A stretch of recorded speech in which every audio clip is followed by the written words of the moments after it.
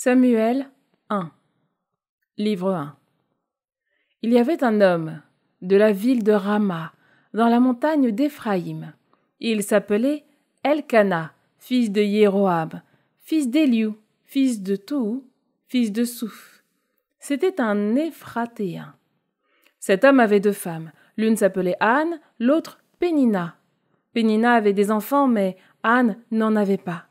Chaque année, Elkana montait de sa ville au sanctuaire de Silo pour se prosterner devant le Seigneur de l'univers et lui offrir un sacrifice. C'est à Silo que résidaient, comme prêtres du Seigneur, les deux fils d'Élie, Ophni et Pinias. Un jour, Elkana offrait le sacrifice. Elle distribua des parts de la victime à sa femme Pénina, à tous ses fils et à toutes ses filles. Mais Anne, il donna une part de choix car il aimait Anne, que pourtant le Seigneur avait rendue stérile. Sa rivale cherchait, par des paroles blessantes, à la mettre en colère parce que le Seigneur l'avait rendue stérile. Cela recommençait tous les ans quand Anne montait au sanctuaire du Seigneur. Pénina cherchait à la mettre en colère. Anne pleura et ne voulut rien manger. Son mari Elkana lui dit « Anne, pourquoi pleures-tu? Pourquoi ne manges-tu pas?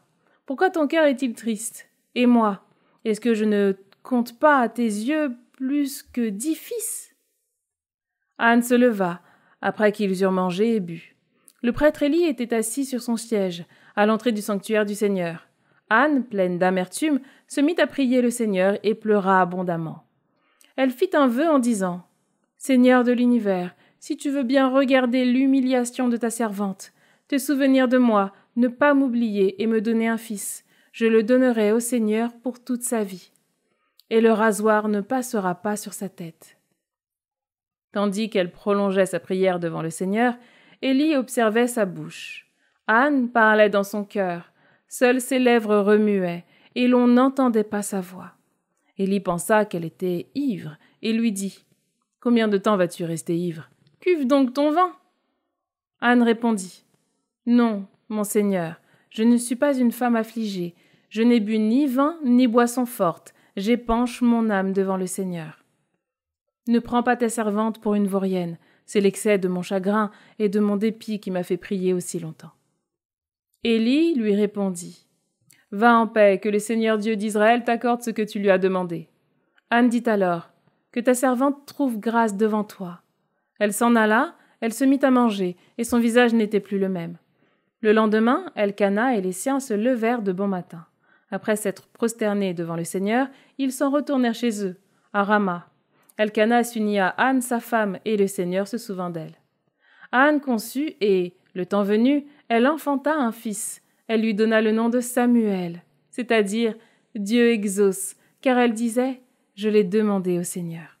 Elkana, son mari, monta au sanctuaire avec toute sa famille pour offrir au Seigneur le sacrifice annuel et s'acquitter du vœu pour la naissance de l'enfant.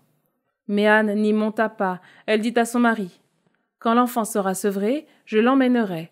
Il sera présenté au Seigneur et il restera là pour toujours. » Son mari Elkana lui répondit « Fais ce qui est bon à tes yeux. Reste ici jusqu'à ce que tu l'aies sevré. Toutefois, que le Seigneur réalise sa parole. » La femme resta donc et allaita son fils jusqu'à ce qu'elle l'eût sevré. Lorsque Samuel fut sevré, Anne, sa mère, le conduisit à la maison du Seigneur, à Silo. L'enfant était encore tout jeune. Anne avait pris avec elle un taureau de 3 ans, un sac de farine et une outre de vin. On offrit le taureau en sacrifice et on amena l'enfant au prêtre Élie. Anne lui dit alors « Écoute-moi, mon Seigneur, je t'en prie, aussi vrai que tu es vivant, je suis cette femme qui se tenait ici près de toi pour prier le Seigneur. C'est pour obtenir cet enfant que je priais, et le Seigneur me l'a donné en réponse à ma demande. À mon tour, je le donne au Seigneur pour qu'il en dispose. Il demeurera à la disposition du Seigneur tous les jours de sa vie. » Alors ils se prosternèrent devant le Seigneur.